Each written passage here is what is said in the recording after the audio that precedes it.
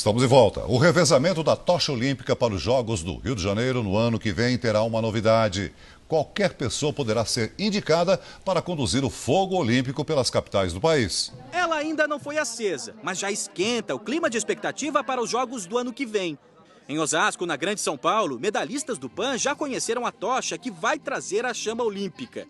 A tocha vai passar por 300 cidades brasileiras. 12 mil pessoas vão ter a oportunidade de participar do revezamento pelo país. Chance de muita gente ser valorizada por difundir os valores olímpicos aqui no Brasil. Os condutores poderão ser indicados pela internet até 14 de outubro. O judoca Charles Shibana, medalhista de ouro no PAN de Toronto, já escolheu quem inspirou as vitórias de tantos judocas. Edgar Ozon, a gente volta de competição, a gente tá indo pra competição, ele sempre pergunta, e aí, tá indo pra onde? E fala, ó, vamos com tudo, hein, tô torcendo. Só em fevereiro, o Comitê Olímpico vai divulgar os escolhidos. Se for chamado aos 94 anos, seu Edgar vai mostrar para todo mundo a vitalidade que mantém aquecido um dos esportes que mais traz medalhas para o Brasil. O único problema, então, é essa pequena lesão na perna. Foi ótimo. Levei um escorregão e me segurei e tal, mas... E isso não vai impedir o senhor de carregar a tocha olímpica ano que vem? Ah, se Deus quiser. Se tiver vivo. Uma das grandes preocupações da Olimpíada do ano que vem no Rio é combater o doping. O rigor com os exames vai aumentar depois da divulgação na Inglaterra e na Alemanha de suspeitas nos resultados das provas de atletismo disputadas entre 2001 e 2012. Daqui a um ano, o mundo inteiro estará de olho no trabalho de químicos, biomédicos, farmacêuticos e biólogos desse prédio. É no campus da Universidade Federal do Rio de Janeiro que serão analisadas as amostras coletadas dos atletas olímpicos. A preocupação com possíveis fraudes cresceu depois de informações divulgadas por um canal alemão e por um jornal britânico. Os veículos tiveram acesso a 12 mil testes de sangue de 5 mil atletas, realizados no período entre 2001 e 2012. Os dados foram extraídos da Associação Internacional das Federações de Atletismo. Os documentos levantam suspeita sobre 30% das provas de resistência, que vão desde os 800 metros até a maratona. A reportagem afirma que 146 medalhas de mundiais e outras 55 de ouro em Jogos Olímpicos foram conquistadas por competidores com resultados anormais. Ninguém perdeu as medalhas. O laboratório brasileiro se prepara para flagrar quem burlar a regra máxima do esporte: competir limpo. Equipamentos de última geração vão garantir a confiabilidade dos testes. Mas durante as Olimpíadas, não basta apenas ser preciso, é necessário ser rápido. Por isso, mais de 400 profissionais vão trabalhar dia e noite para que os resultados do antidoping sejam conhecidos em 24 horas. Onde houver qualquer forma de tentativa de fraudar a competição ou de acobertar uma fraude à competição, ela inevitavelmente será desmascarada.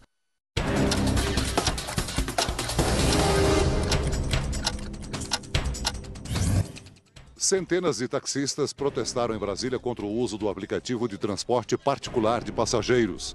Eles pararam o trânsito. Depois seguiram até a sede do governo para pedir fiscalização aos motoristas que burlam a lei.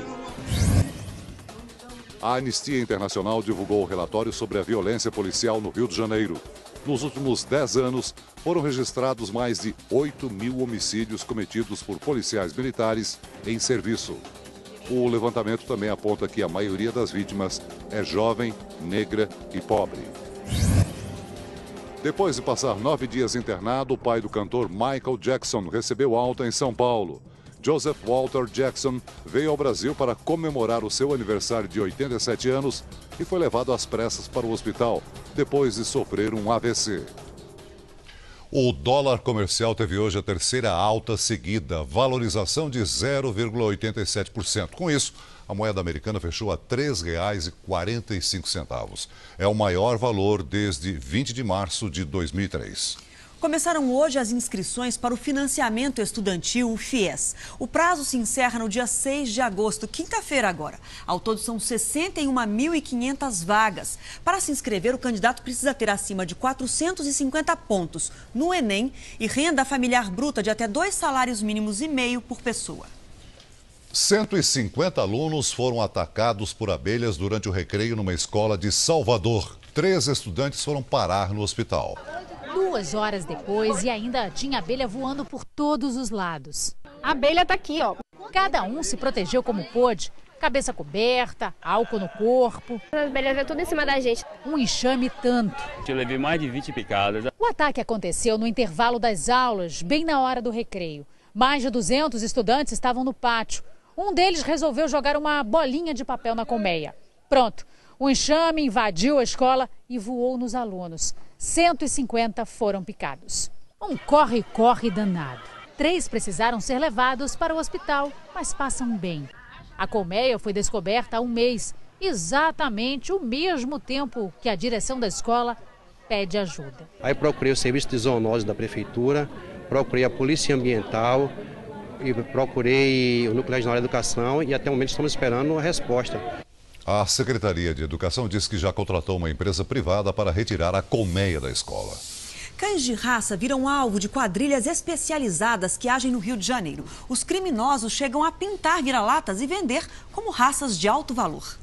O criador de cães de raça caiu numa armadilha.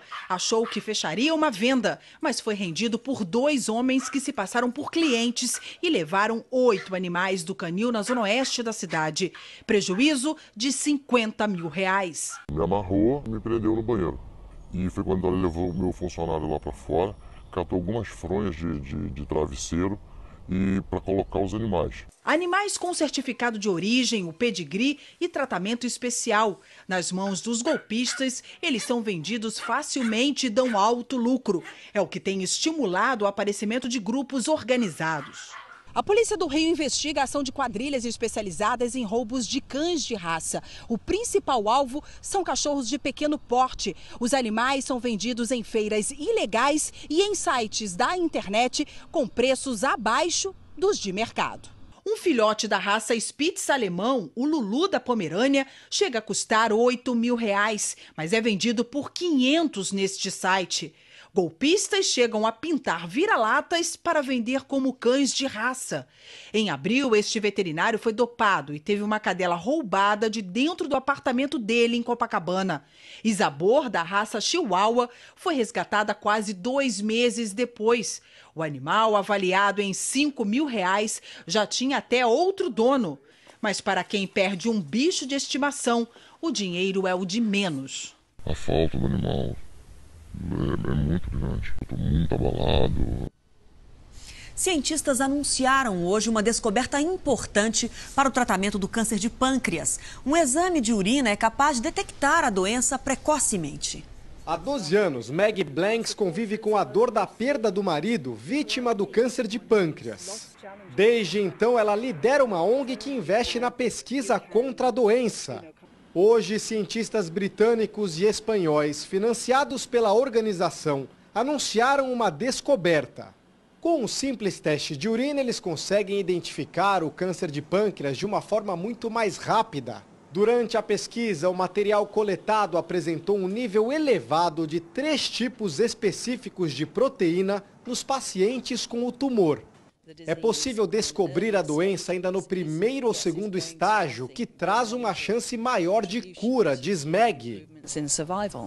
Novas pesquisas ainda precisam ser feitas. A dificuldade maior será definir quando o teste deve ser realizado, já que os sintomas mais graves demoram a aparecer. Uma ideia seria focar em grupos de risco, como pessoas com histórico familiar da doença, diz Meg. Há 70 anos, uma bomba atômica devastava a cidade japonesa de Hiroshima. 3 dias depois, uma segunda explosão em Nagasaki decretava o fim da Segunda Guerra Mundial. Esta semana, a série especial do Jornal da Record vai mostrar como o único ataque nuclear da história afetou o mundo todo. Hoje, a repórter Cíntia Godoy mostra como é a vida dos sobreviventes de Hiroshima.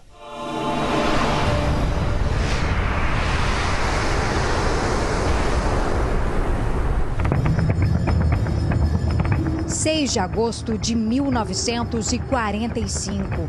Pouco mais de 8 horas da manhã. Um avião cruza o céu de Hiroshima e muda para sempre a história do mundo.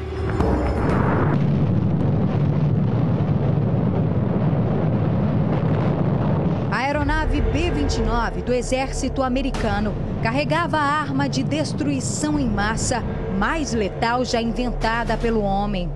E o destino de milhares de japoneses era traçado. Após o clarão, uma chuva negra. A água que caía carregava junto fuligem e materiais com radiação.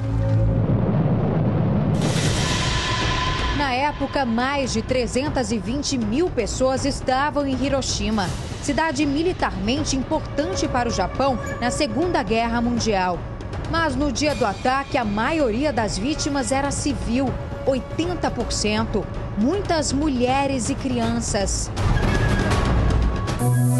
Na cidade cortada por 7 rios, pontes destruídas, moradores ilhados, a maioria sem sequer entender o que tinha acontecido.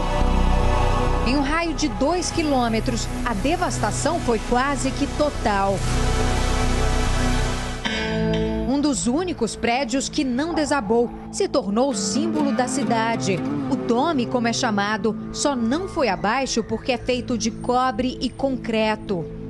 Eu estou exatamente sobre o Marco Zero, o ponto onde a bomba caiu. E ela explodiu antes mesmo de chegar ao solo, a 600 metros de altura. A foto mostra como o local ficou destruído na época. E praticamente todas as pessoas que estavam em um raio de até 500 metros de distância daqui não sobreviveram. Estima-se que 70 mil tenham morrido já no momento da explosão, número que dobraria nos meses seguintes. Quem não foi vítima da arma letal acabou sofrendo com a falta de atendimento. Muitos médicos também morreram. Não havia hospitais, medicamentos e nem profissionais suficientes para tratar os feridos. Hoje, 70 anos depois, Hiroshima está reconstruída. Mas as marcas do pior ataque já visto persistem na memória dos sobreviventes, conhecidos no Japão como hibakushas. Akemi Masuda tinha 5 anos quando tudo aconteceu.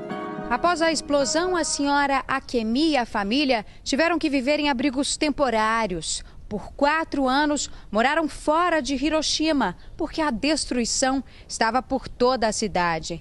No dia do ataque, a casa em que morava veio abaixo. Ainda hoje é muito triste vir aqui. Perdemos tudo o que tínhamos. O senhor Isao Kumano compartilha do mesmo sentimento. As pessoas estavam muito machucadas. Tinham corpos espalhados por todo lugar. Saí à procura dos meus pais e o que vi foi um verdadeiro inferno.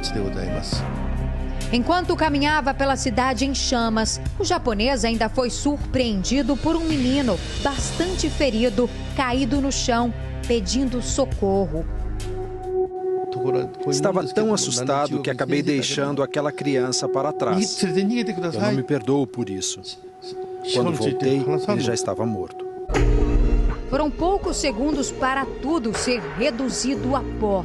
Físicos estimam que a temperatura perto de onde o artefato caiu chegou a 4.000 graus Celsius. Ferros ficaram retorcidos, pessoas foram completamente pulverizadas. E as consequências da bomba, que recebeu o nome de Little Boy, garotinho em inglês, ainda refletem na população. A senhora Kogiku Inu sofreu queimaduras em metade do corpo e luta contra um câncer há anos. Cientistas acreditam que logo após o ataque, o nível de radiação em locais como este, bem próximo de onde a bomba caiu, aumentou 1000 vezes. E até hoje, 70 anos depois, ainda é possível detectar traços dessa radiação. Mitsuo Kodama tinha 12 anos e estudava neste colégio, apenas 870 metros da explosão. Naquele dia, quase todos os alunos da escola morreram. Apenas 19 de 300 conseguiram se salvar. E para os sobreviventes, a batalha estava apenas começando. Meu cabelo começou a cair e em 3 dias fiquei careca. Sangrava pela boca e pelo nariz e por vários anos sofri com diarreias fortíssimas. Os médicos achavam que eu ia morrer. Aos 82 anos, Kodama já teve 19 tipos de câncer diferentes e nunca pôde ter filhos. Uma fundação americana foi criada depois do massacre para estudar os efeitos da radiação no corpo humano. O pesquisador Eric Grant acompanha de perto 8.000 crianças, todas filhas de sobreviventes. Se uma pessoa estava bem próxima da bomba, a chance dela ter desenvolvido um câncer por causa da radiação é muito alta, de 78%. Grant analisa o impacto disso nas gerações seguintes. Cientistas também acreditam que plantas e animais sofreram mutações. Heranças do ataque, lembrado em memoriais espalhados por toda a cidade. No museu dedicado ao desastre, fotos, objetos e documentos que retratam os anos sombrios que se seguiram à explosão. O museu atrai quase 1,5 milhão de pessoas todo ano. 90% são japoneses, principalmente crianças e jovens. Existe uma preocupação grande em passar a história de geração em geração. Assim como tem a curiosidade de gente do mundo todo em saber a versão japonesa daquele 6 de agosto.